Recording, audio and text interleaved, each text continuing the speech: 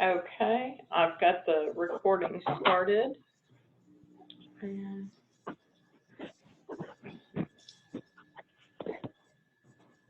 Okay, you ready? Yes, sir. All right, 6 o'clock. We'll call the meeting to order. It appears, well, in some places it appears that we have a full house. I have everybody's name here. Bill, Dave, do we have any visitor citizens forum in place? No, sir, we do not. All right, well, we'll just go right on into item number 1. Consideration and possible action regarding regular meeting minutes of April the 7th of 2020. This is Jeff. I will make a motion regarding the regular meeting minutes of April 7th, 2020, that they be approved as presented. Okay, I have a motion. I'll second. Bill Simpson. Okay, Mr. Bill, thank you. I have a motion and a second to accept the regular meeting minutes of April 7th, 2020 as presented. Any further discussion? Those in favor indicate by saying aye. Aye. Sounded like everybody. Ayes have it. Motion carries.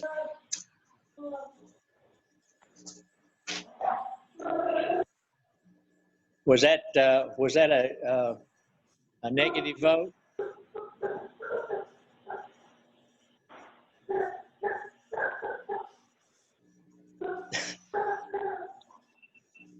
Item number 2, consideration of and possible action regarding calling a public hearing for June 2nd, 2020 for a rezoning request for Hills of Town Creek, Section 4. Now let's back up, say Hills of Town Creek, Section 4, as submitted by Chris Cheatham / the Hills of Town Creek LLC. Yes, sir. Good evening,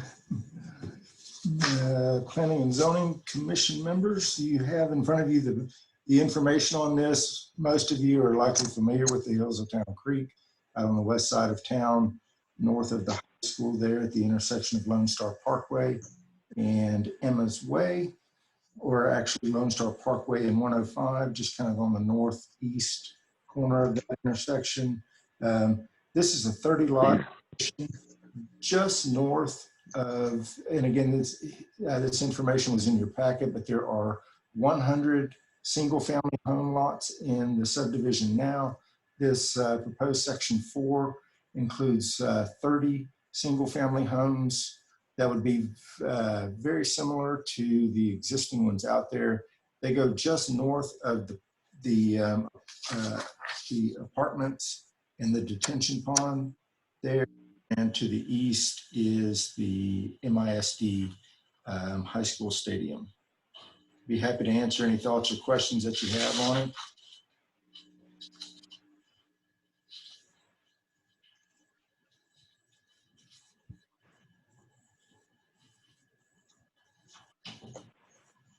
This is Bill. This is the I guess the same procedure that he has had to go through before from be commercial to residential. Is that correct? Yes and no. So what they did on the, I think the interpretation of it on the last go round, I'll say in short, this was the procedure that we should have taken from the city's point of view. Last time we left it all commercial, and one of the first things I did when I came here working on a large rezoning project was to rezone all of the existing homes out there. So we actually had to rezone each 100 lots from commercial to single family residential. Okay. This way we're grabbing it all as one piece of property before it's subdivided. Just a little bit, cleaner process. They will an HOA and you know, are, so they'll have some, you know, restrictions there that would prevent, you know, any type of a commercial business, you know, ending up in the neighborhood. But in the absence of an HOA, all we have is the zoning. And so it's really, you know, in my eyes, you know, very prudent to be, if it's going to be used as a single family neighborhood, it should be zoned that way, you know, really kind of from the start. Okay. All right. I agree. Good question. And just wanted to add that appreciate all that you have done, David, to help clean up this zoning from the original. And of course, when we're going this way from commercial to residential, it's typically not a big issue since we're going that way. But it just wanted to make the comment that this looks to me to be in keeping with everything that Mr. Cheatham has done there with phases 1, 2, and 3. That's right. But anyway, just, yeah, appreciate that. Helps it keep it consistent.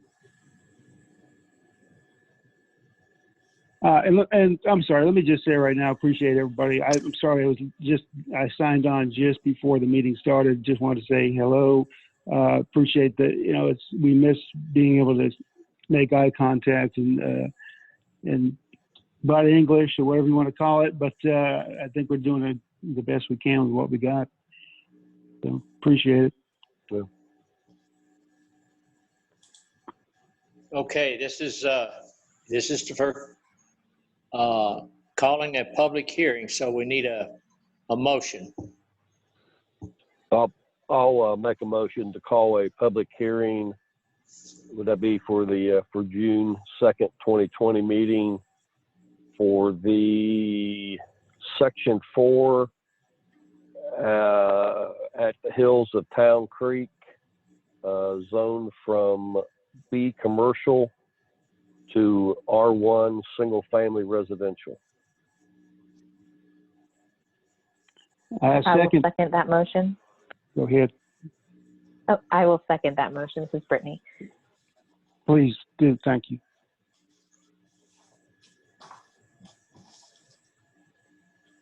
Okay, I have a motion and a second to call a public hearing for June 2nd, 2020, reference the hills of Town Creek, Section 4.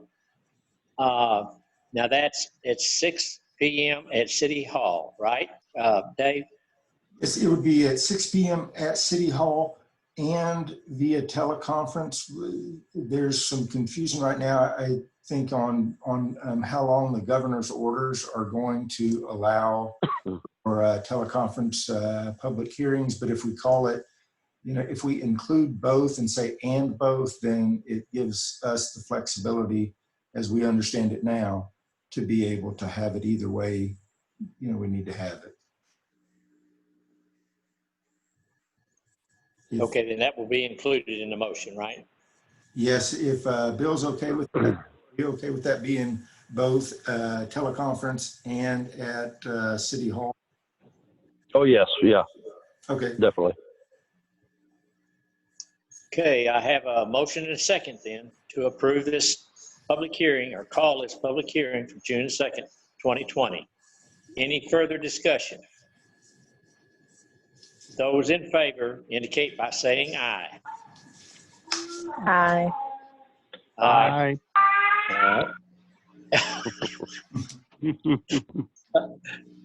Okay, do we have any opposition?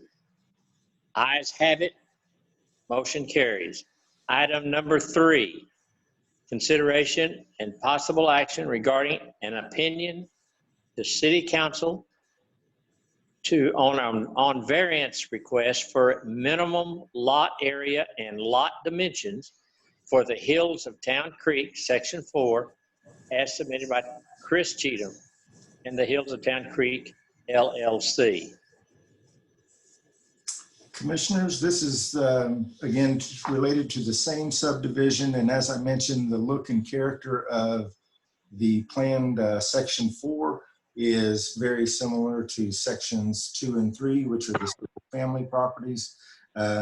The lot sizes are smaller than what's allowed in the subdivision ordinance, both in terms of street frontage and a few in terms of the depth. The minimum lot area in our subdivision ordinance is 9,000 square feet. And again, you know, these really do have a range. The average is about 6,500 square feet, but essentially what we're looking at is kind of a 50-foot, you know, average lot frontage, which again is very similar in character and feel to what the existing subdivision has. I will note that there are some larger lots. In here, there's, you know, you see a table that was provided by the engineer with L squared that shows some of the lot sizes. Some of the lot sizes are as large as 15,000 square feet, you know, or I'm sorry, as large as 18,600 square feet. There's a few at 15,000, and so not all of them are. It's a uniquely shaped, you know, piece of land. John White is here with us, and as well as our city engineer Chris, and I'll ask either of them if they, you know, have anything. You see the memo from Jones and Carter here. I'll ask if either one would like to speak. Sure. Y'all don't mind, that's Jonathan here. I'd like to take a moment. First off, thank y'all for having us. And just to kind of go off of what Dave had said, you know, just because of the kind of odd shape of this tract, it's very limited on what we can do with how we can lay in the streets and the lots. So we do have quite a few that would be deemed as a premium lot that'll have you know, wrought iron fence in the backyard that'll overlook the amenity pond that many of the apartments do. I actually do think, Dave, we have one lot at 27,000 square feet, which is the one that's goes right up to the apartments, and it's the one that's got the big cluster of oak trees. Part of what we want to do and making that lot so big was just to be able to try to save that cluster of trees, and we've surveyed those in, and we think we'll be able to have that ability as a part of our plan. So it turns out the average lot size, if you add all these together, is 9,900 square feet. So that is as an average over what the city's minimum is, but there are several that are, or quite a few that are under the minimum, which is why we have our variance tonight. I'm happy to answer any questions if you'll have anything for me.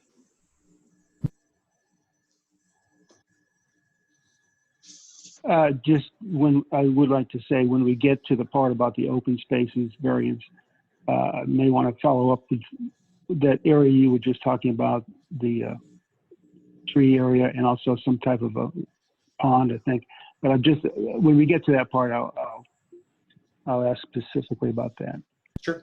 But that's just to do with open space, not the size of the lots. Yes, sir. Okay.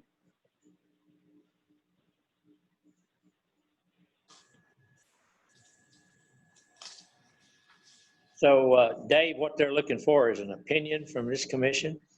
Yes, sir. I should have explained that in my intro. Since this is a subdivision variance ordinance, again, as a reminder, the process for that is those are decided by city council. Our current subdivision ordinance requires an opinion from the Planning and Zoning Commission, as well as an opinion from the city engineer, and council is able to render a decision on the variance. So what we're doing here is to provide an opinion regarding the variance for lot area and for lot dimensions. So for an opinion, we don't need to do a motion. Is that true? Well, a motion would still be good, but you are taking action. You're taking an action to form an opinion. And just so, and this is Chris Rozowski, I don't know, Dave, correct me if I'm wrong. So the action that needs to be taken tonight is only on the minimum lot size and the dimensions, not on the open space. Is that correct? In reading through the subdivision ordinance, the wording on compensating open space is requires, the way the sentence is worded, it says the Planning Commission and City Council may approve variance to the compensating open space. Just so happen to have the subdivision ordinance up in front of me. And compensating open space is, which again, we can address this on the next item, but section -95, if you're following along, says that it's approved by the Planning and Zoning Commission and City Council. So, Okay, so the intent is that to discuss the open space on item 5, the preliminary plat. Just right. trying to kind of keep these items separate in the Yes. discussion. Okay. Yes, yep, absolutely. Here, we're only looking for an opinion on the minimum lot area and the dimensions. So, Got it. And this is Jeff Waddell. Let me just make a kind of an overall to help, I think, and especially we've got a few new people and for Brittany too. As far as lot sizes go, I just wanted sometime tonight, I wanted to just state to keep perspective. When this all started, we really were looking at areas with 55-foot lots, either in close to town, high density near the library, across from the library, in that neighborhood down to Lake Creek, and also over at this where we're talking about Mr. Cheatham's property, because of its location behind the high school, the stadium, behind the apartment buildings, and I'm just trying to state this. I wanted to put this out as kind of a perspective that those are the areas that we have talked about higher density residential. And I just wanted to say, there's been some, I'm sorry, I'm trying to find the right words. There's been some criticisms of that. But I think we need to all understand that we have to have a mix, and there are areas that will work real well for this type of density for residential. And just so you know, on the side, Mark, Brittany too, when we did the one down there at Lake Creek, phase 1, Lake Creek Village, we had 0 side lot. And we learned a lesson there. I think we're not doing that anymore. But again, just wanted to put that out there because as we move forward, I think the real reason that we took our oath as far as what's good for the city was to try to have an understanding of reality, but also a balance of high density and some that's a little lower density. And I'll leave it at that. I don't need to go on about this, but I think it helps. And the reason I'm going back to this now is that these that we're looking at right now, again, are part of this area that's right near the high school and behind the apartments. And so my opinion is to say this variance fits in well with what's been done in phases 2 and 3. And thank you for listening. This is Brittany. I appreciate the explanation on that, and I understand that this would be consistent with the adjacent section 1 and section 2 of this, or section 2 and 3 of this project. I just want to know, just for my information, was there criticism regarding the lot sizes for sections 2 and 3? I think, there was, likely just, at least from the council at the time, there was, maybe a little bit of consternation in terms of, what those higher densities, might look like. We're, still, as a city, don't have a whole lot of, kind of a medium density residential. But, I think, in practice, I think, a lot of it has turned out to be, fitting for, or the final product has been something that, seems to be at least, those in the city and as well as the elected leaders, all feel like, they feel like it was done well. Gotcha. Okay. And there's been like enough demand, I guess, for the product that they're opening up an additional section. Right, and I think that's been a lot of the, the points, that have been brought up, by the developers is, and especially Mr. Fev over in the Buffalo Springs area, is that, the lots that he has that are the 3rd-acre lots, more than 15,000 square feet, 75 to 85 foot, frontage street, the sales of those relative to the sales of the 50 to 60 foot, lot range are noticeably lower. And, said another way, the market, seems, the residential market seems to really be, moving toward the 55-ish or so, lot frontage, a little bit smaller lots. Our job as a city and your job as a commission is to, again, like Jeff said, that balance, between the two. We do have a future land use plan that's not an official plan. It's not been adopted by the city, but, does kind of guide the growth.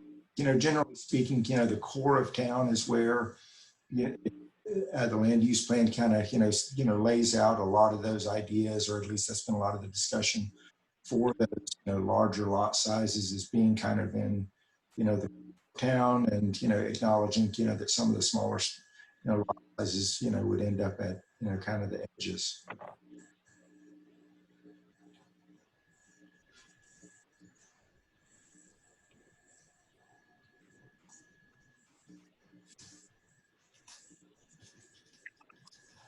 So again, should we just, on this particular item that we're on right now, simply give an opinion on this variance?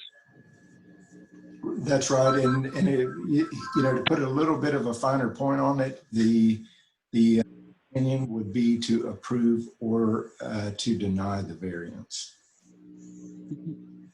Okay, well, this is Jeff, and I would like to, I'll make a motion to approve the variance for this section 4. Hold on just a minute. Well, Jeff, wait just a second. Now, this is the item number 3 is just for an opinion to go to city council. Yeah. Yes, I'm sorry. Yes. So I guess what I meant to say, I was trying to make a motion just to send an opinion. Or what you tell Dave, if you could tell me what's the best way we should we just give it as a motion? It would be, that if approving it is what, you're, looking to make a motion for, I would, move to approve or to recommend to council approval of variances for lot size and minimum lot width. Yes, exactly. Yeah, I think if we need, so I don't mean to jump ahead. If we need more discussion on this, that's fine. But I would recommend that we proceed with recommending this variance on lot sizes simply because it really matches what's already been done, and it goes along with what's been approved before this.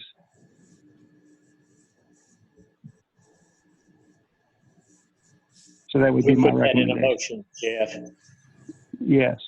I think you got the wording right. Okay, that's my motion. Okay, we have a motion. This is Brittany. I will second that motion. Okay, and Brittany, thank you. We have a motion and a second to forward our opinion to City Council, reference the variance request for the minimum lot area and lot dimensions for the hills of Town Creek. Any further discussion? Those in favor of passing this opinion on to City Council indicate by saying aye. Aye. Aye. All right, ayes have it. And I'll ask, though, to be sure there's any opposition. No opposition. The motion carries there to ship this opinion over to the city council. Item number 4, consideration and possible action regarding a variance request for the requirement to provide compensating open space in lieu of minimum lot size of 9,000 square feet for the Hills of Town Creek, Section 4, as submitted by Chris Cheatham and the Hills of Town Creek LLC. Commissioners, just real quick before I go on, I just do want to make sure, I think that Ms. Carroll was on mute. Just wanted to make sure that you were in agreement with the last couple motions. Is that fair to say? Can you hear me? Yes. Yes. Yes. Yes. I am Okay. in agreement with the motion. Awesome. Thank you, Ms. Carroll. Yes, sir. The item we're looking at here, and again, part of the, I will, look at this section of the subdivision ordinance. And again, so this is decided, ultimately by the council, but the wording that for compensating open space requires approval of the Planning and Zoning Commission as well as City Council. And the idea, in a nutshell, and I'm sure it's a bit self-explanatory, but what the compensating open space does is it is an open space that's available to the residents of a subdivision that offsets at a 1-to-1 ratio of the lot sizes smaller than 9,000 square feet and provides a community open space for that. So if in a subdivision you ended up with 20,000 square feet of lot space less than what is required by the 9,000 foot minimum lot size, you would, in theory, you would have an open space, a park, or could just be open area of an equal amount. So what the developer is asking here is for a variance to the requirement to have any open space. And you've got the information in the packet. I'll let Jonathan, again with L squared, if you want to jump in here and give kind of a rationale or thought process behind the the idea of not having it, I'll sure let you. Sure. So on this tract, as you can kind of see from our preliminary plat that we submitted, we're very limited on the ability to kind of maximize density on this tract. So we've kind of we're kind of set with the width, and we kind of put the center of the road on the width and be able to try to split the differences as much as we can. There's a lot of areas to the far east side that backs up to the high school. Those lots are a lot larger. In theory, those are going to be more of a premium lot because they are larger. So we were able to give a lot more premium lots with the subdivision and not really the compensating green space. To accommodate the compensating green space, they will have access via, with sidewalks to the other compensating green spaces that were included in section 2 and 3. There'll be a lot of premium lots that'll overlook the pond. However, there will just not be like a walking path or something like that around the pond that you'll typically see. And then, of course, we're trying to preserve, as mentioned earlier, a nice little section of trees. It was contemplated that we would actually carve that out of a lot, but I don't know if Stylecraft would be, I don't know if they've actually been asked to be able to do that. It's a thought that could happen, but I don't know. And just with what they would want to do there. Chris Cheatham is developing this for Stylecraft. Stylecraft has committed to buy the lots. And they committed to buy the lots as per our original plan. So that would be a modification to the contract, and we'd have to kind of vet that out a little bit. But in any order, we want to be able to at least save those trees to where we can kind of provide a little bit better landscaping. But it was very difficult to be able to carve out additional land for compensating green space with this plan. And then, as mentioned, if we took the average of all 30 lots, the premium lots and larger lots do overtake the smaller lots with an average of 9,900 square feet added them all together and divided them by the total lot number.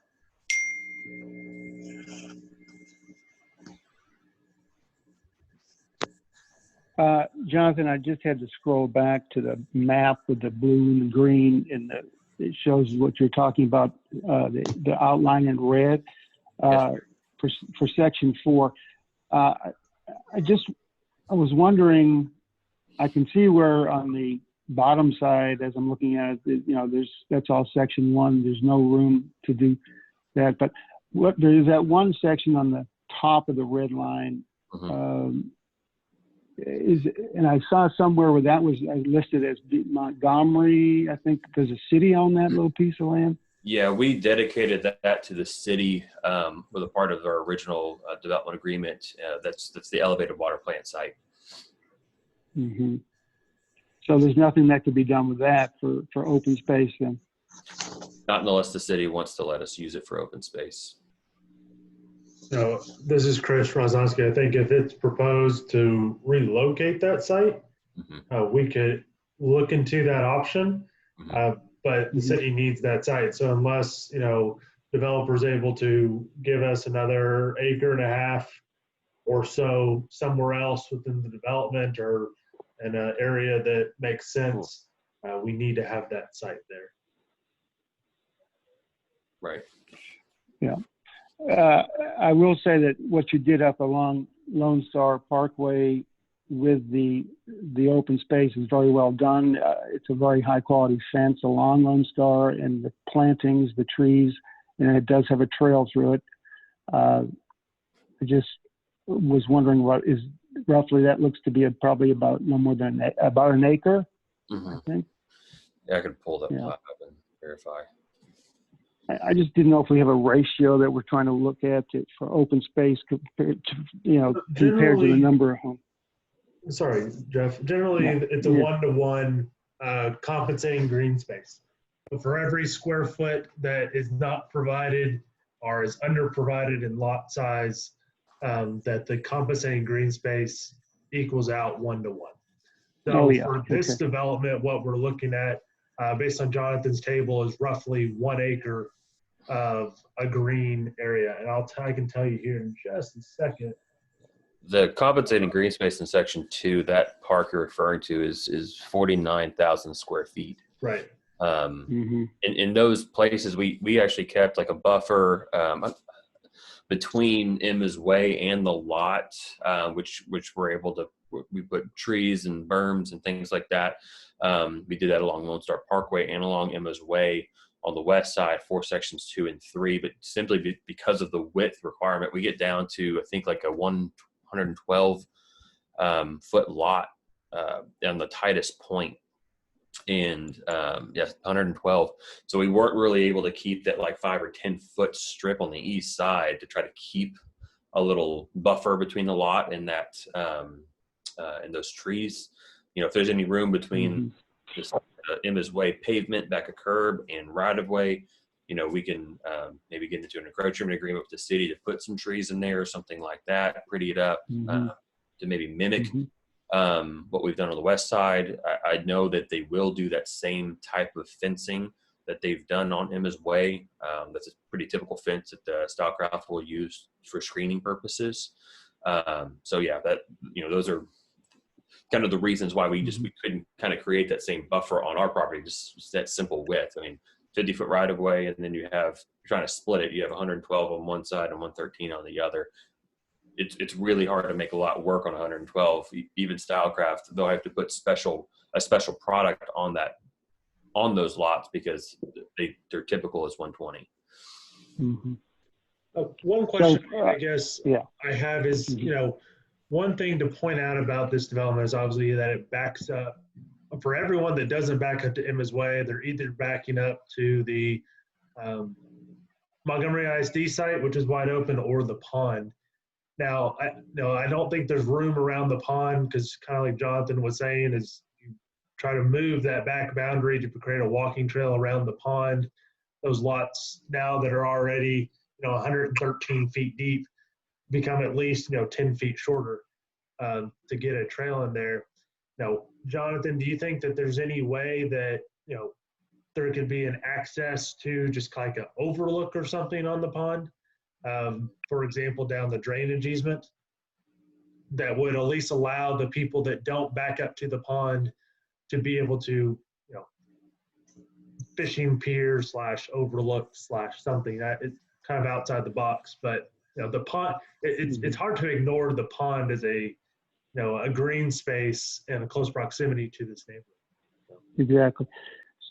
So that pond retention / area is on that bottom, right near the bottom of that section 4, as I'm looking at the map.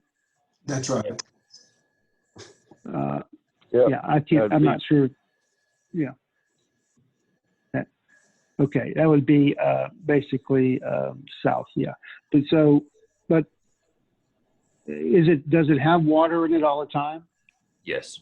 Okay. That would be a tough amendment to take away from the people that are not going to be able to get to that now.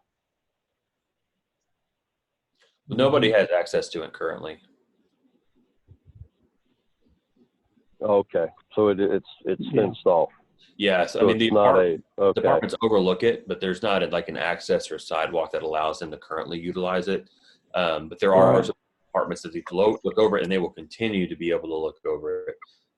Okay, so the section 4 basically is not going to cut people with residents in 2 and 3 off for getting to the pond because the pond's not accessible.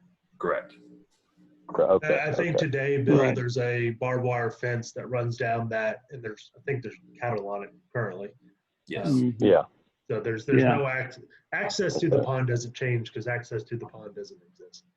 Okay, that's why I just didn't. Okay, I was just concerned about if people were using that pond now, then all of a sudden they're going to be cut off from using that. So that doesn't that's not even in play. Right. Good point. Okay. Yeah, that's right. That's just an undeveloped area. I didn't even know that was there. But okay, so as I'm looking at the map again, coming up, the area where you mentioned the trees, Jonathan, is where the red line curves around on section 1 at the top,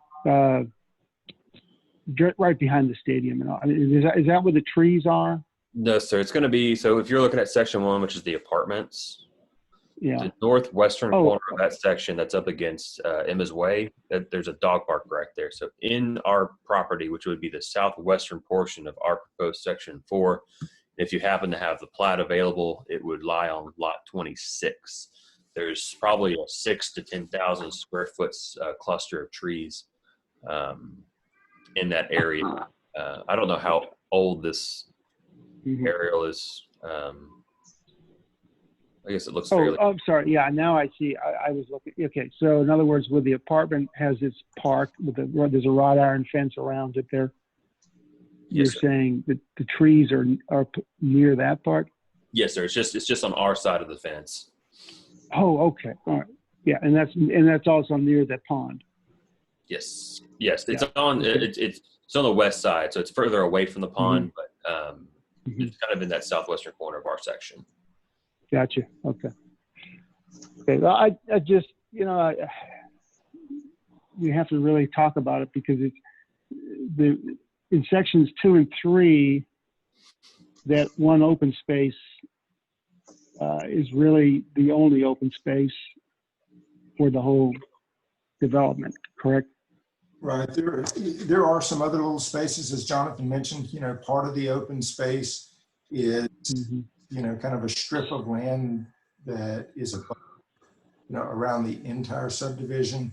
There's an amount of open space, kind of like a smaller lot, essentially on one of the corners of Brock's Way, internal to section 2.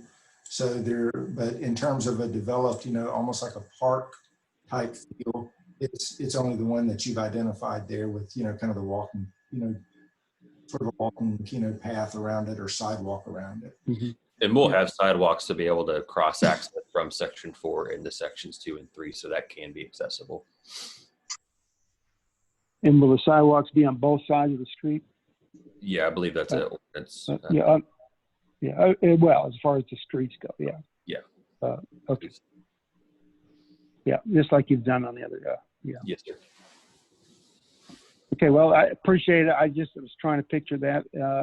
I just feel like, I don't know, we might need some guidance on how to do this, but if there was a way to approve this open space variance, but contingent on some kind of possible, at least utilizing that area where the trees are in the pond, it would be something that could be very, it could be in the, we realize it's another expense, but it also could really help the development and be worthwhile for the developer too.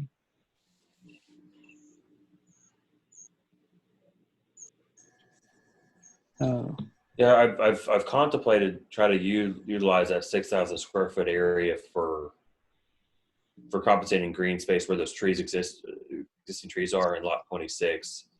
And as it would, we're going to preserve the trees because it is a very nice amount of trees, and it'll kind of create a lot of shade and a lot of beauty to the subdivision.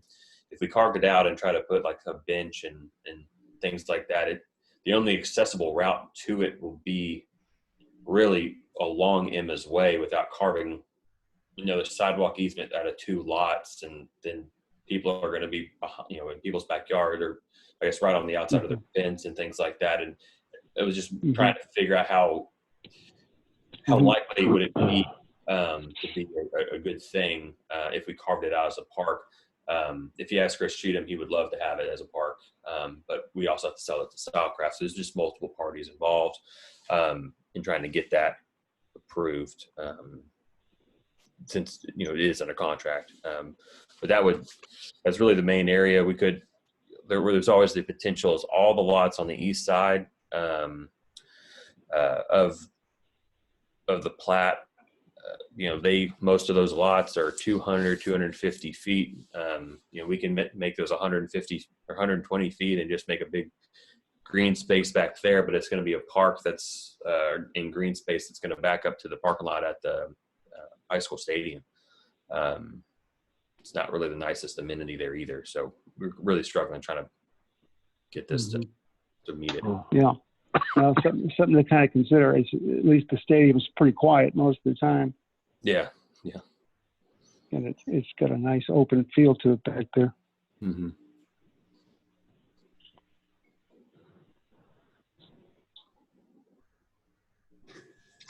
Well, the next item up is to approve the actual plat.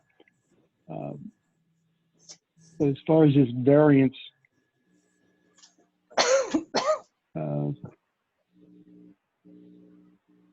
just wish there was a way we could. Yeah, it seems like that. Excuse me, Jeff. I'm sorry. It seems like in some of these new little subdivisions that we're doing, it seems like the green space is just in jest. If I don't know. I hate to start a precedent here of not having any actual green space given for the lot size. Small lot sizes is the problem. That's my only concern. I don't mind I don't mind this small lot sizes, but the green space given back needs, in my opinion, needs to be more than just a small piece of dirt. It's got to be something people can use. Mm-hmm. Let me ask a question, Bill, or anyone on the commission is, how important is it to y'all that the area is within the platted boundary? And here's the reason I ask is, I still feel that, if you could give access or at least a way for other people other than lots that back up to it to see and enjoy the pond, that would be a good, green space benefit, but it's already located in a different platted boundary as a detention pond. So, it wouldn't be a true, new land set aside for green space, but would that be something that y'all would, be open to if they're able to provide access. And I'm not talking about a trail around the top, just because I don't think that that's going to be physically possible, but access to the pond in some way, shape, or form. Would that be something that you would consider as a open space amenity, if that makes sense? I think so. I believe so. At least it's giving something. Hey, so Chris, Um, and just on that thought, I apologize if I cut you off, Bill, but do you have the plat up? Yes. Yes. So, like if we shrank the width of lot 12 and we kind of created an access between lot 16 and lot 15, and we could carve out a little corner on the back end of lot 15 that could, I don't know, be some kind of amenity area, and that could be enjoyed, a sit-down park or sidewalk for people to just sit down and enjoy and look over the pond. We'd essentially be able to utilize the entire pond reserve as compensating green space, or providing access to that corner so they can use that whole area. Is that something you're thinking? That's, again, in my personal view, is if essentially what you just described, a way for people to get to, and kind of a small sitting area for people to enjoy the pond, that the true land that's going to be set aside out of this 8.1 acres is going to be minimal. Mm-hmm. But the benefit is overlooking, this multi-acre pond. Yeah, it'll have substance to it. I think that's something that we could probably accommodate. Because essentially shifting some areas, I think we have some room there. I think that there's something, if this is an approval of the variance, subject to providing an area so that the pond can be utilized as the compensating green space, or maybe it's not even a variance at all, because we would be utilizing the pond as the compensating green space. And the one thing that I think of, Jonathan, is, we have that 20 or 30 foot drainage easement that runs through lots 16 and 17, Mm-hmm. to be able to use that as your access, since it's already unusable property anyway from terms of building on, because it needs to be left open for extreme event, etc., to use that as your access and provide something kind of in that general vicinity as Mm-hmm. my initial, again, my thought. Okay. We'll look at a couple options there.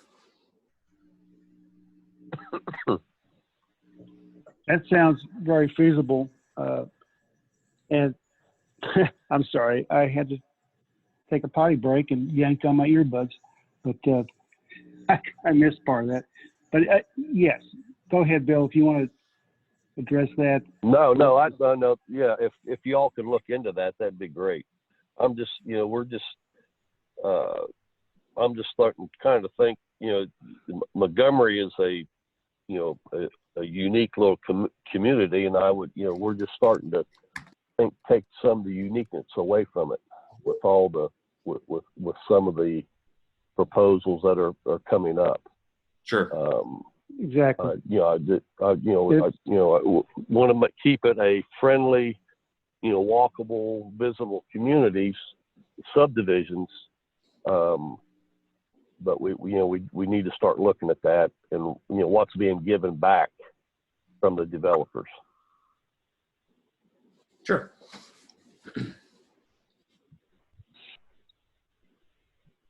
I guess this is Brittany. One of my questions, suggestions, an idea, I guess, would be, why does it, more of a question, why is it necessary that there's 30 lots? Why wouldn't they be willing to sacrifice one lot to provide access to an area like, where those trees are that backs up to the pond that people can enjoy and use that as a green space?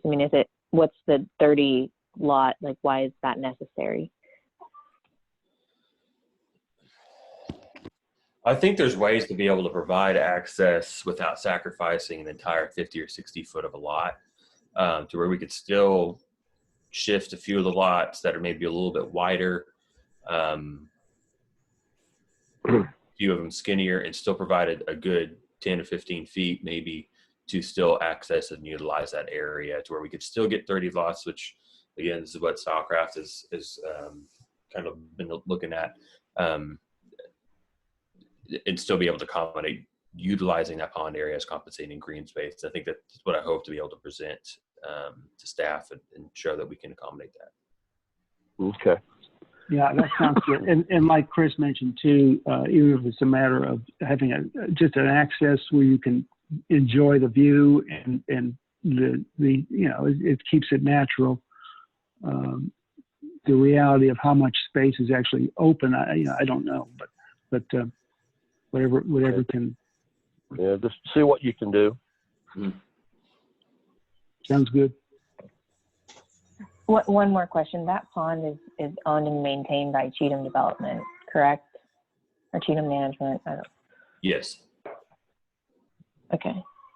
I guess that would be my other concern. It's like, whose expense is it to maintain that pond if you're giving access, you know, from an adjacent, like say this was a different developer, that they're basically benefiting from the work of another developer. And that's going to be the hard part, is that it's going to be, you know, typically those are going to be owned and maintained. If you're utilizing it for a residential subdivision, and you are, you'd have the HOA and the management company, they would own and maintain that area. That would not be the case because this pond services 70 something acres, I think, of everything from here at Lonestar Parkway. So that detail would have to kind of be worked out. Yeah, that was one of my concerns too, Brittany, was I didn't know if this would lead to a situation of having to put a fence around it or something like that. I don't know.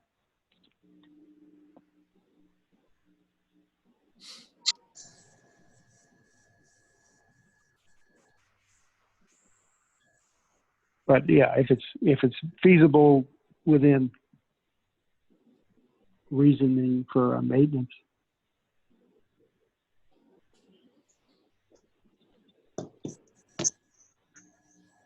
All right, are we still needing the variance?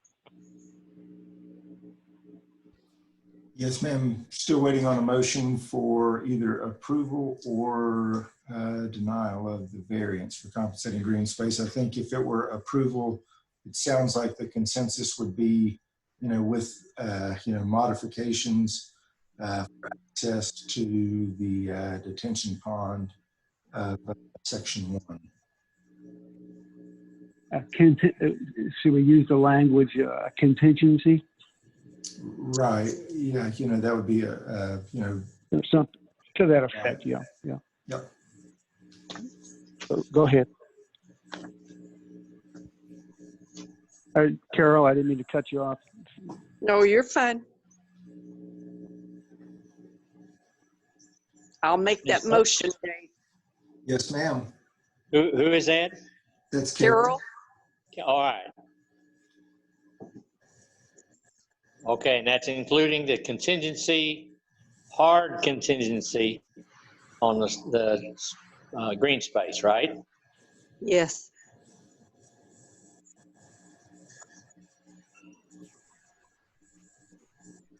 Okay, we have a motion. I'll second. This is Bill Simpson. And a second to grant a variance request for the requirement to provide compensating open space in lieu of minimum lot sizes of 9,000 square feet for the hills of Town Creek, section 4. Now, is that worded strong enough, Mr. Dave, to be sure that they look when it comes up to a vote before council that we discussed it at length? Yes, sir. I believe so. I think we've got Okay. To be able, you know, for them to move forward, you know, with their, you know, with the development process. And again, just a reminder, the final plat would ultimately come back, you know, to you guys. And if you didn't see it on there, then, you know, you to, you know, take appropriate action. Okay. Any further discussion? Those in favor of granting the variance request as stated, as discussed, indicate by saying aye. Aye. Aye. Any opposition?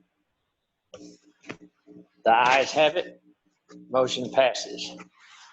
Item number 5, consideration and possible action regarding the preliminary plat for the Hills of Town Creek, Section 4, submitted by Chris Cheatham and the Hills of Town Creek LLC.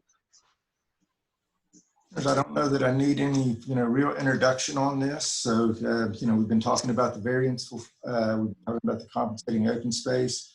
Would just add that, if you'll look under the recommendation there, and again, really have 2 options, either to conditionally approve the preliminary plat subject to the variances being granted, engineer's comments being addressed, or deny the plat. If you do choose to conditionally approve it, we do to just specify that a requirement to resubmit the preliminary plat if the variances are not granted. Without the variances in place that would be granted by City Council, this land plan would look a whole lot different than what the one you're looking at now. And I'm happy to answer any questions, or if I can, I know that Jonathan or Chris can. So we can conditionally approve this preliminary plat with attaching the green space items we talked about in item number 4. That's right. That, along with the minimum lot dimensions and the minimum lot area variance that you made, that'll go to council to be decided. So all 3 of those things would be granted by council, and your approval could be conditional on all 3 of those. Okay.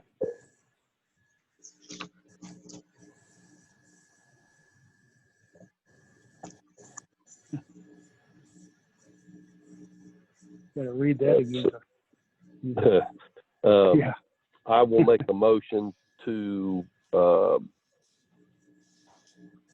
conditionally approve the preliminary plat for the Hills of Town Creek, that's Section 4. Yes, sir. Yeah. With the conditions that were discussed in items 3 and 4.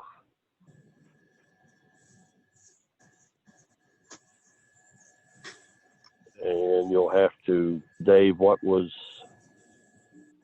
in item 3 was the lot sizes? That's right. The lot area and the lot dimensions. Lot area and lot dimensions, and then item 4 with the green space addition. I'll second that. Sounds good. This is Jeff. Okay, I have a motion and a second to approve the preliminary plat for the Hills of Town Creek, Section 4, with stated contingencies. That good, Mr. Dave? Yes, sir.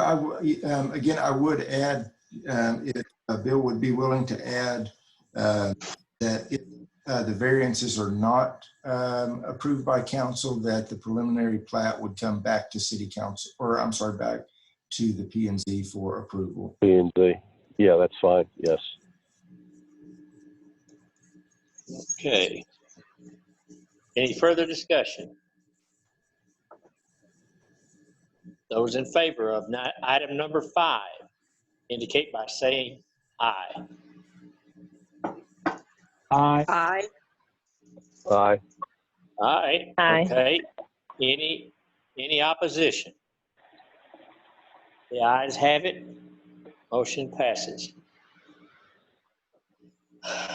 Item number 6, consideration and possible action regarding proposed compensating open space in lieu of minimum lot sizes of 9,000 square feet for Town Creek Crossing Sections 1 and 2 as submitted by Lefebvre Development Incorporated. So similar topics, different subdivision. This one is over at the northwest corner of Lonestar Parkway and Springs Drive. So just uphill from the bridge there. This is a little bit a different situation here. The developer has about 2.8 acres that would be needed for compensating open space, and he is proposing 67 acres in lieu of that. You know, to be fair, a lot of that is the floodway for Town Creek, but again, you know, the ordinance does allow the open space to either be a developed area or a natural area. As I had mentioned in the description of the item, the subdivision and where this is going is planned on being a mud district, and I know that the developer is conscious of adding outdoor amenities as part of that, you know, mud, you know, district. So in addition to developed outdoor areas, there's also going to be a lot of natural outdoor areas. Dave, I have a question. Mm-hmm. I have a question about exactly what a mud district is. I looked it up today. Mm-hmm. How are they common to be within the city limits? You know, in short, yes. You know, this would, you know, the mud district here went to city council and it's a long process for the developer to create a mud. And I, you know, don't want to, you know, come off like I'm an expert, you know, in the creation of muds, but this is the second one, or the second in-city mud that's been approved to be created by the city council. You know, certain, you know, like if you look at Conroe, they have, I don't know how many muds are within the city of Conroe, but there's a lot. So do those muds provide the water and the sewage plants to those people? In our case, no. In our case, everything would still be served by the city. So the creation of the mud, or the purpose of the mud here, would, you know, almost solely be for the amenities and things that would, you know, that would be built in conjunction with the neighborhood that the city, you know, normally doesn't, you know, have now. In Conroe, Okay. they do, you know, provide a lot of the, you know, kind of the basic infrastructure stuff as well. Okay. So going to that, the amenities that he's going to put, Mr. Lefebvre is looking to put in there, are those going to be accessible just to those residents or to the whole city? You know, I think, you know, probably the answer is both. I think there's probably some, say, if he built a rec center and you know, in a neighborhood swimming pool, those are, you know, probably going to be for the residents only. If he builds a golf cart, you know, path, you know, that's going to cut, you know, from one side of the neighborhood to the other, that, you know, may eventually, you know, link up with either other neighborhood amenities or, you know, in the future, a city built amenity, then I would think that those would like. Okay. So going back to that mud, is that considered like an HOA, or would it have its own HOA? You know, they would have an HOA. The mud district is, you know, kind of a little bit, it's, you know, has a, you know, a bit more of a legal standing than an HOA, in that, you know, an HOA can assess certain, you know, dues on a property. A mud district actually, you know, levies a tax on a property. And I'll let Chris, he looks like he needs to clarify something that I've, you know. Right. So the mud in this purpose is for the financing of the water, the sewer, the drainage of that public infrastructure that Mr. Lefebvre will put in, as well as, I believe, and Jonathan, correct me, but they're going for park powers to be able to spend public funds, i.e. the taxes that they levy within that MUD district only, to pay for either streets and or parks, depending on how they ultimately set up that MUD. Yes, both. Okay. So both. So they'll be able to finance, so levy taxes to the people that are within the boundaries of that MUD to pay for and reimburse the cost of that public infrastructure, as well as the future operation and maintenance of the stuff that they will control. So in this case, he will put in the initial infrastructure for water, sewer, and drainage. That will get in streets. That will get turned over to the city. He will get reimbursed over time through taxes from what's generated in his development to pay for that infrastructure. And then from a long-term standpoint, he will likely be able to utilize some of those monies collected to help offset the cost of operation and maintenance of the parks facilities that he's putting in. Okay, so eventually those will be city responsibility, correct? From the water, sewer, and drainage and street standpoint, not from the park. So unless, I don't believe that has been contemplated yet, but unless he comes and says, I want to deed over, all this park property to the city to take over, I don't believe that conversation has occurred, and that is the intent as of right now. Correct. There's if you don't mind, I'm gonna chime in just on that. I think the majority of the parks will be owned, maintained in perpetuity by the MUD, but it was contemplated, at least on the northwestern portion of Town Creek, that backs up to those commercial reserves, and it could go either way, but either that would be turned into a park and like the residences of Montgomery can use it, and whether the MUD or that be dedicated to the city, that's still the unknown of that area. But anything directly adjacent to what is the residential portion of this, those will be owned and maintained by the MUD. Okay. And then to answer your second question that you had about the management of it. So a MUD is managed by a board of directors who are elected, are appointed initially, and then elected by the people who live within the boundaries of that MUD. So it's all this is governed by the state. So every time that they, the taxes that they levy, the bonds that they sell to reimburse infrastructure, all that is governed and approved by the state, as well as the cities involved as part of some of the creation of it, and how they levy and how they go about business. The city has a. Okay. Yeah. And one more question, and I'll stop. Maybe. I believe this subdivision was brought up 2 or 3 months back, I believe, and it came with some opposition. I know,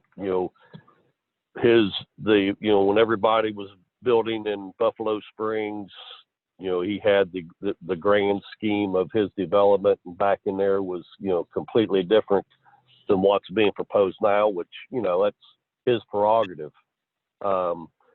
What I'm trying to do is figure out the people, including myself, that live along Buffalo Springs back there, is those homes that are being built in that area. How far? I know they put an underground telecommunication along the north side of Lonestar Parkway, correct? The white and yellow posts.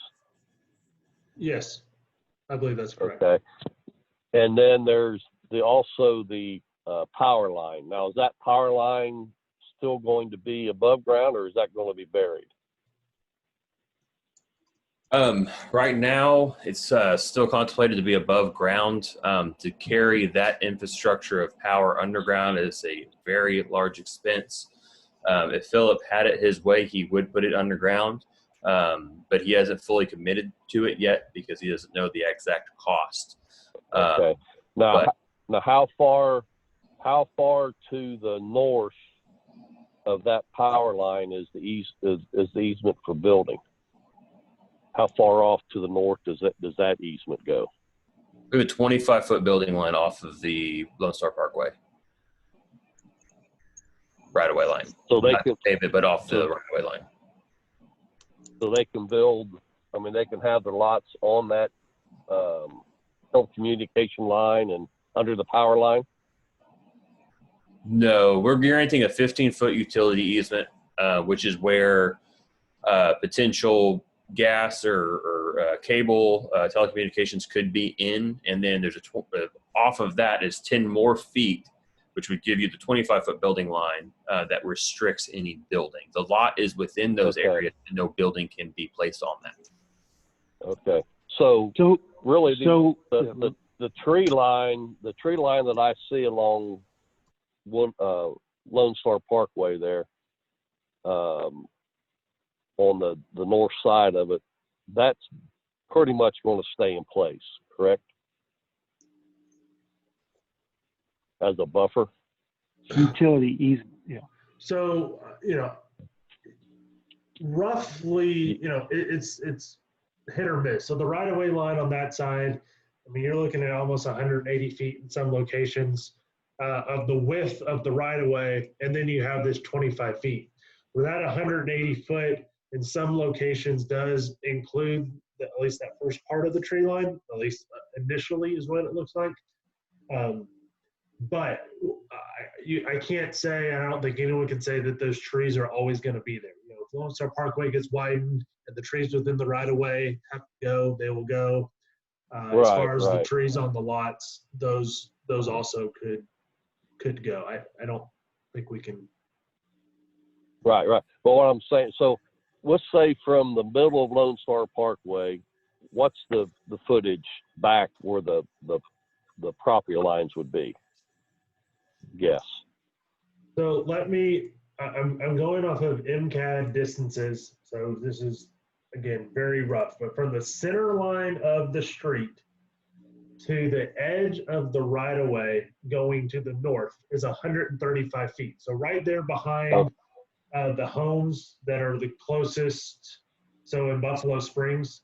So from Buffalo Springs, those homes that back up to Lonestar Parkway, that aren't on the cul-de-sac street, it's about 135 feet according to MCAD from the center of the pavement to the edge of the right-of-way.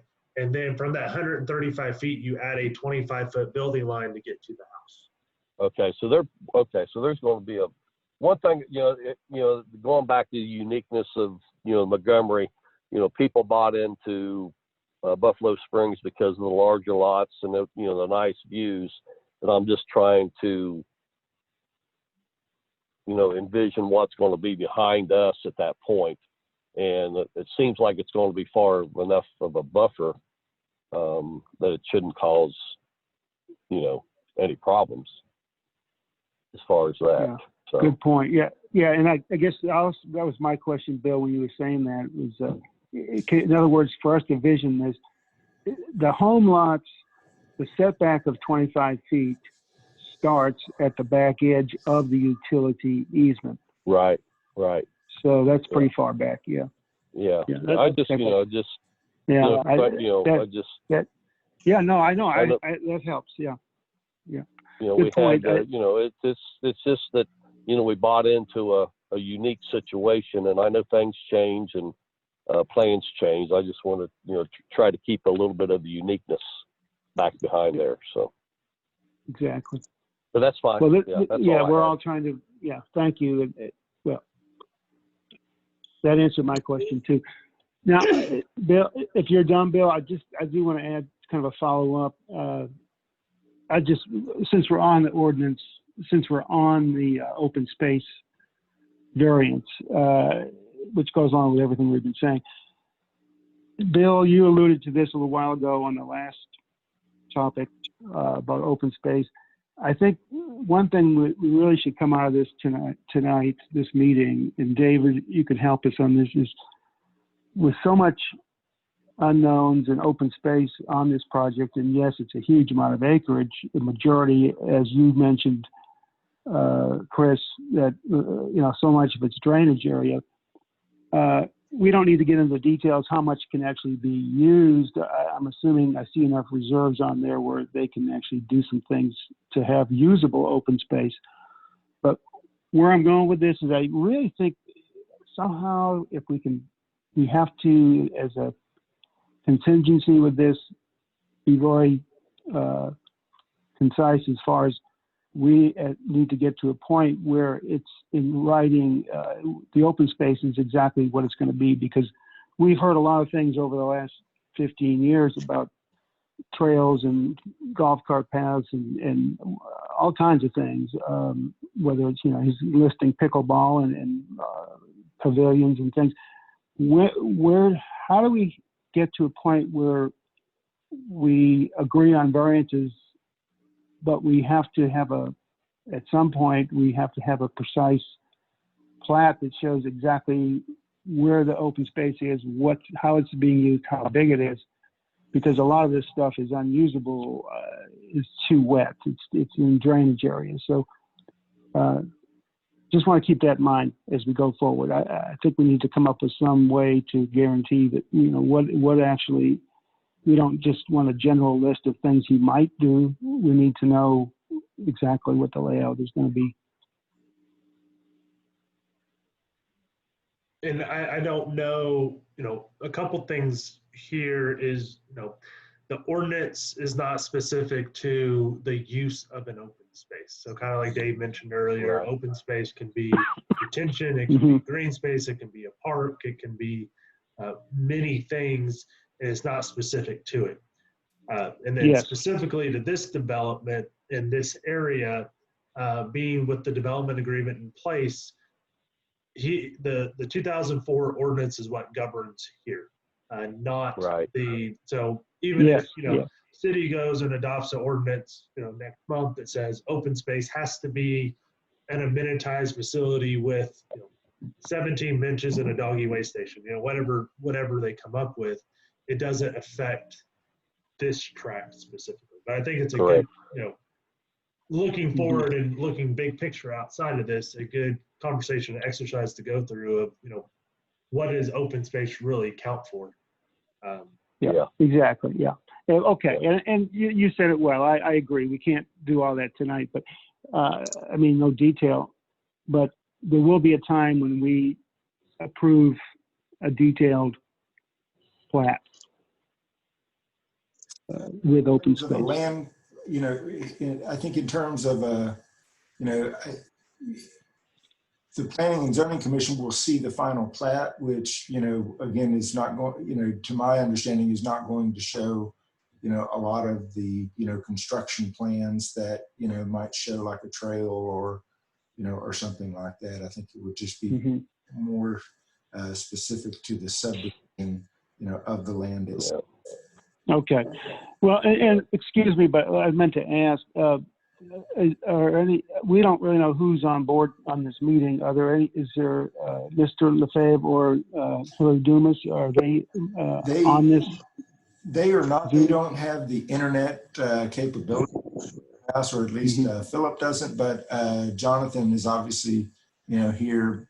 Sure. On behalf of this developer as well. So if you have something site specific or something like that, I'm happy to speak on their behalf. I'm pretty versed in what they Okay, I'll keep it short for now. But my main concern, and we've seen it from past experiences, is the one concern is drainage, of course, obviously. Number one being in section 2, there's a reserve F as in Frank. It's I think it's about 3.5 acre open space with homes, lots are all around it. And I see where it is going to dump the water down through there to the town creek, and I'm sure that's all being engineered correctly. But things like that I guess I'm thinking more downstream where there's been issues before of standing water, breeding mosquitoes, things like that. I just want to make sure we don't come into something where somebody tries to do a pond, dig a hole for a pond, and it ends up being a, algae infested mosquito breeding thing. Sure. And a lot of these details, at the preliminary plat stage, we're really doing a land plan off of very limited information, just, topography off of LiDAR and, best engineering judgment at this point. And as we start to go into design, and you can tell just with these plats how much topography we're going to be working with. So we really wanted to make sure we had buffers to transition from one lot to the other, and without a bunch of walls or step downs or a lot of water draining through them. So, this reserve specifically, a large portion is to make sure that we can capture a lot of this runoff off this hill and direct it so it's not getting onto the lots on Town Creek Lookout Road. We can direct it directly to the creek. And so, upon our design, a lot of these reserves are going to be revised and changed. Chris obviously is going to have the opportunity to review every part of this in detail to make sure that we don't have any drainage issues, water going onto lots, or just a mosquito infested hole somewhere. So that's kind of exactly. Chris gets to look at all that stuff, and I don't think he would write a letter recommending approval of a final plat without making sure he's vetted our plans. And for this type of development, these construction plans will come back to P&Z. With it being a full section, those plans, they go back through the process for P&Z and council approval for these sections. Unlike, most of the commercial reserves and stuff like that, this one, with it being a subdivision, is different. So you will see these plans before they're finally approved. Okay, I appreciate that. Well, and I'll just end by saying, we have confidence in the engineering, and it's a beautiful piece of land. There's a lot of potential there, but I think the message that we want to send, and I'm speaking for myself now, but is to the developer to say, we understand there's challenges there, but it's in his best interest to do it in a way where it doesn't reflect badly. And I'll close with just saying that in a comparison to other areas, Willis, for example, on 830, lots of these developments, they tend to put in their amenities, they put their green space, they put their open space and their amenities in right away, right up front. So everybody that's buying a lot there knows what they're getting. And I think it's in the developer's best interest, obviously, to do that, and I hope that's what they do. And I'll leave it at that. One question for Chris, real quick. With these 233 homes, and then Mr. Cheatham's 30-some, how close are we getting to capacity on our sewage and water? So that's one thing that has not yet been gone through as far as the feasibilities for it. So the feasibility for Hills of Town Creek with 30 homes was a relatively small. We still need to do, it's outstanding to do a feasibility study quickly on it. But this is a large demand on the system. And we have not gone through yet and plugged all this in to see exactly how it's going to fit. But, I say that in one way, but the other way, we have in our projections, assumed growth of new development. And right. This probably will still fall in line with those, what we've been seeing historically, which, again, the rough number says that, water and sewer, we're still good for another 4 or 5 years before we start running into capacity issues. But we don't have a final answer to say, here's exactly how it looks and how the numbers change. Right. Okay. I just curious to see how close we're getting. Okay. Yeah. Where we stand today, obviously we still have plenty of capacity in all the facilities. Expansions and things are going forward and planned for. So it's, this development is a lot, but you also got to think that, this 200 homes is not something that goes on tomorrow. This is probably a 10-year build out period, maybe 5 years. But again, I think the city's been averaging 6 to 7 new homes a month, or at least they were previously. I don't know the current numbers.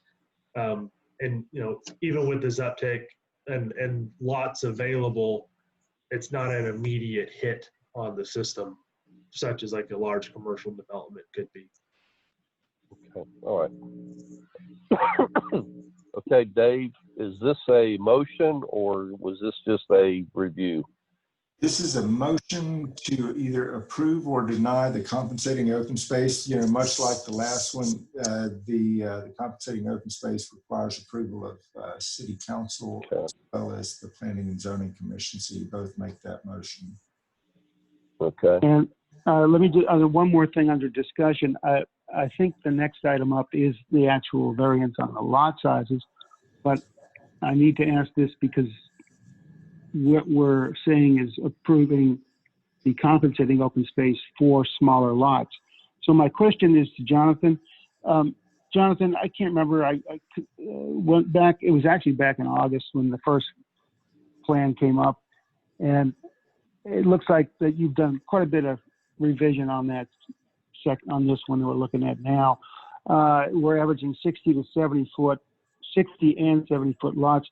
Can you tell me on the first go by back in August, was it was starting at 55 lot foot size, 55 to 70, but the average was, I think, quite a bit less than what we're looking at now. Yeah, I do believe that when we looked at that, I don't have it in front of me right now, but I do believe that we started that eastern section at 55s, and then the remainder was 70s, and so we've gone to 60s. Yeah, and I just want to say, I know I'm jumping ahead because this is the next section thing, but this all works together, so that's why I'm bringing it up now. Appreciate you putting the average in there because that was kind of an issue last time. We really, it's what's more important is the average lot size, not just, the high and the low. But again, this is the last thing I'll say about it, but I just keep going back to some of the other things that have been done, and it was Lake Creek Village Phase 3, where those are still being built and they're selling, and those all average about 85 foot from my rough estimate, but I've looked at that plat, and so my point is simply Philip, the developer, that's the same developer, has been doing those at 85 foot average. So personally, I still feel like we're looking at a little bit smaller lots than we would hope for. That said, I have no problem with this open space compensating as long as we see something that's workable.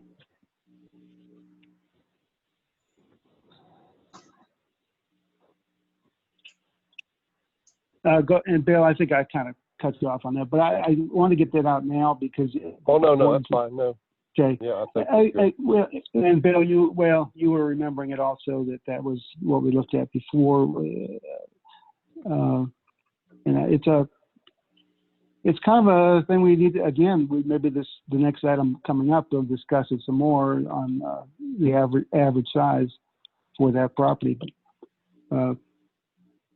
But I can tell you that, even in today's market, those 85 foot lots are selling over there, and they don't seem to have a problem. Thank you.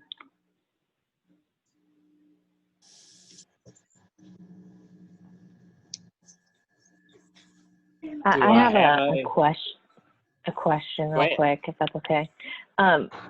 So in general, like the way that this is planned, the open space will essentially keep unchanged the floodway and floodplain areas. I mean, those are going to be unchanged. Like, it's basically not going to manipulate the floodway, floodplain at all, right? Generally. Naturally. Again, we're early in that stage to have a full answer on that. So when they do the final construction plans, it'll show, exactly how are they going to handle drainage and move things around and provide fill. We know that just based on preliminary, they're going to be providing fill in the floodplain, but they're going to be offsetting that in other areas. And they're going through the FEMA process and the city process to model it and analyze it to make sure what the impacts of it are downstream and upstream for that. Got it. Thank you.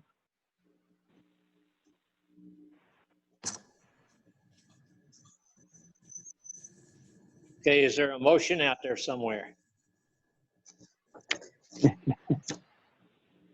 I'll make the motion to consider the request and approve the compensating open space. I will second second that. that motion. Go ahead, Brittany. Brittany, go ahead. Yeah. This is Brittany. I will second that motion. Okay. We have a motion and a second to approve the proposed compensating open space in lieu of minimum lot sizes, 9,000 square feet for Town Creek Crossing, Section 1 and 2. Any further discussion? Okay, those in favor of approving this proposed compensating open space indicate by saying aye. Aye. Aye. Aye. Aye. Any opposition? Motion passes. Go to section number 7. Basically, the same thing. Consideration of possible action regarding the preliminary plat for Town Creek Crossing, Section 1 and 2, as submitted by Lefebvre Development Incorporated. So this, again, as Nelson said, is very similar, obviously, same topic, and I will, point out, to circle back on, 2 points from the last discussion on the open space. One of the nuances of changes between the ordinances that were in place in 2004, which was our 2002 subdivision ordinance, and the ordinances that are in place now. In the 2004 ordinances, the Planning and Zoning Commission was not part of the process for approving variances for the minimum lot size, the minimum lot area, or the lot dimensions. The wording of the ordinance said that if it was in the opinion of the city engineer and the city council, then the city council would be the ones to grant the variance. So P&Z's kind of shortchanged, back then, and didn't weigh in on, on the lot size, the lot dimensions. But what I did want to give you guys, in the description of the item is just some of the context of what was of what the variances that would be needed for this, and again, it's the lot size less than 9,000 square feet, lot dimensions for less than 75 feet of street frontage. And one kind of obscure one is the right-of-way width for street that's more than 50 homes. Back then, the right-of-way width for those streets was 60 feet. In the current ordinance, it is 50 feet. So there are 3 things that are going to go before council with next Tuesday with regard to these variances for this. So very similar to the last plat. If you want to deny it, it's a simple thing to do.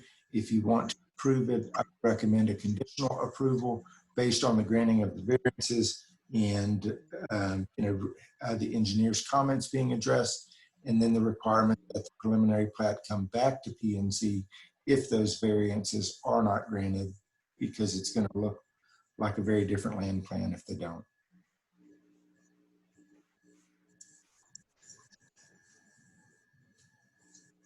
To answer any thoughts or questions, again, But we really don't have much to, because this development is part of the 2004 agreement, correct? Yes, it is. So we really don't have that much say. Not right, not in terms of lot sizes or land areas.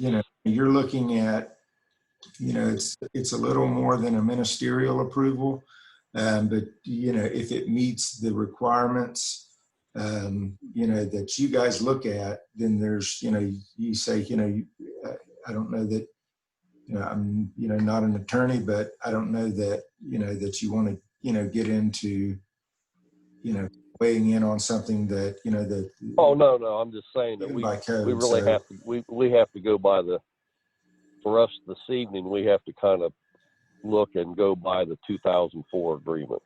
Right. I would say, Yeah.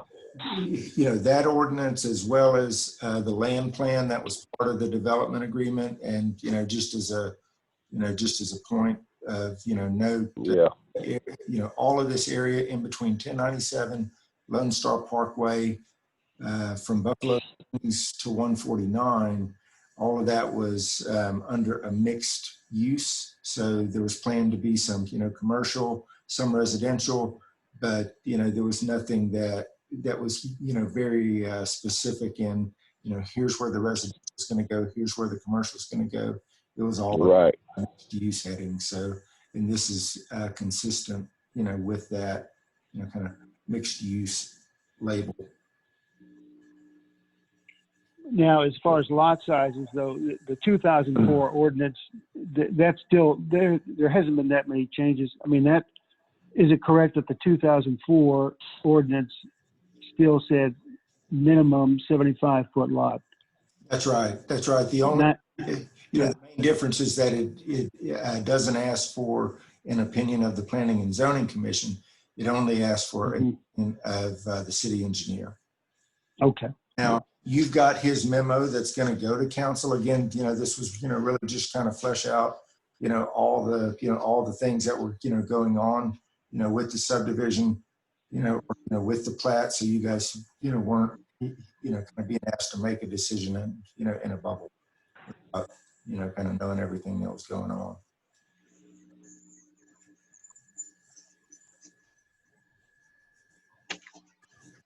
And it's interesting how, we've got the right of way as the other part of this is the right of way for the streets. I just had one question to confirm with Jonathan. If we do the part about the 50-foot width street, which is the new ordinance, which he doesn't want to go by, except if it's in his favor, but that's besides the point. No, my question is, if he's going to do 50-foot streets, is it going to have a sidewalk on both sides? Yeah, we'll still do sidewalks on both sides. The right-of-way width going from 50 to 60, the pavement cross-section doesn't change. So the actual width of from back to back of curb and where the requirement for sidewalks, none of that changes. All it does is take 10 foot away from the lots, doing a 60-foot right-of-way. Doesn't actually add any pavement. And of course, it's all gutters and drainage underneath. Yes, of course. Yeah. The one thing, based on how council acts in this variance for the right-of-way width, that's going to need to be looked at. Again, it's too early to look at it now, but in terms of where the utilities fall in relation to the street. So there might be cases that we'll need to have an additional utility easement on the lots along the frontage within the building line, so it doesn't change the usable area, just so that the smaller right-of-way doesn't affect the city's ability and the developer's ability to place, maintain, etc. Utilities. Right. Okay. And what, Chris, what did you say? This is a Go ahead. 5 to 10 year project? More Jonathan, likely. you can tell me better, but I mean, just looking at, historically, I mean, this is a lot of homes to build out. And it's not going to be something that happens overnight. So Jonathan, what is y'all's, at least on the And I don't, there's no actual builder that's signed up to take these lots down, so it's difficult to pin that in. But if you're talking about a higher end builder, they like to do 50 or 100 per year. But I don't think the Montgomery market is there yet. So I'd imagine it's a 25 to 50 lot per year takedown schedule. So 5 years, 6 years, probably pretty accurate, yes. Right. Okay. All right. Excuse me. All righty. And I'm sorry, I guess I want to just complete this. And then to Jonathan, 2 questions. I kind of alluded to this before, but when you came back with this new proposal, can you give us a ballpark of how much we increased the size of the lots, average? Because it looks to me that they're all 60 and 70 now. Yeah, and it's so we'd had probably 5 or 6 land plans out there, so it's difficult to find out exactly what that would be. But you know, I guess on average, if we originally did 55s by 120s, that's 6,600. And if we do 60 by 120, that's 7,200. So it's an increase by 600 would off that rough math. Yeah. And you did change some of the aesthetics, the curve. I think the roads. There was one long straight line. I think now there's some more curves. I mean, you made some substantial changes from the last one. Yes, we did. Yeah. Okay. Again, just for the record, personally, I would like to have seen an average of 85-foot lots in there, just because of the way it was presented when we bought our property and what was on the master plan. I'm still going by the 2008 master plan that Philip put out, and that was listed as being estate lots. But we understand things change. But I don't know if we need more discussion on this or not. As far as the most important thing is the size of the lot. And right now, the way it is, it looks to me we've got maybe half 60 foot and half 70 foot. So maybe we're averaging 65 foot. Yeah, that's probably pretty close. Yeah.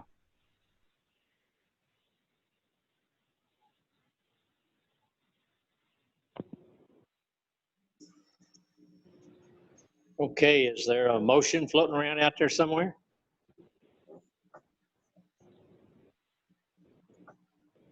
Dave, if I make the motion, I need to put, and I'm for all of this, I need to put those variances in the motion?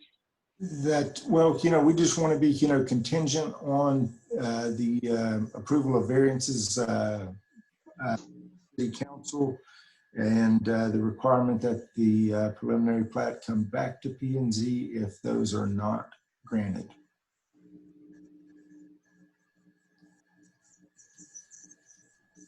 Okay.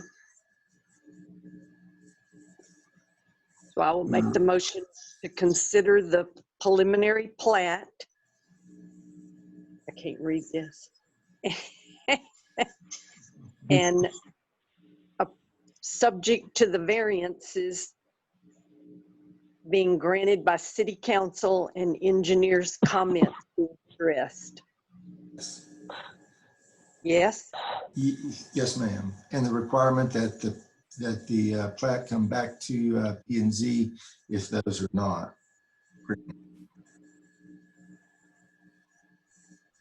And resubmittal of the preliminary plat if variances are not approved by council. Yes, ma'am. Okay.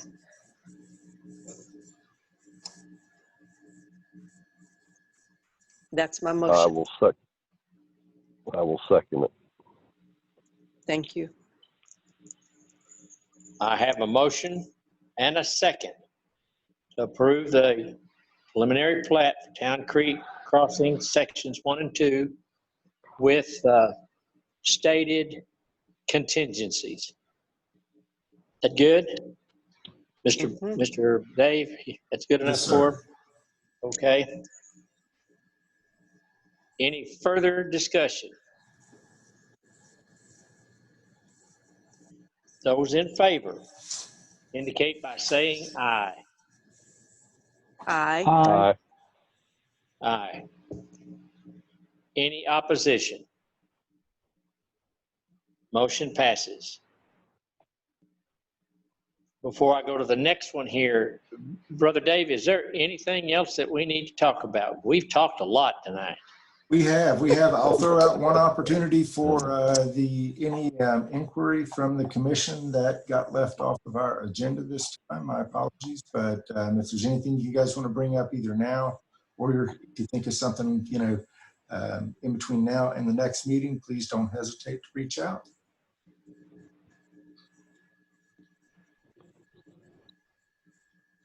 Okay.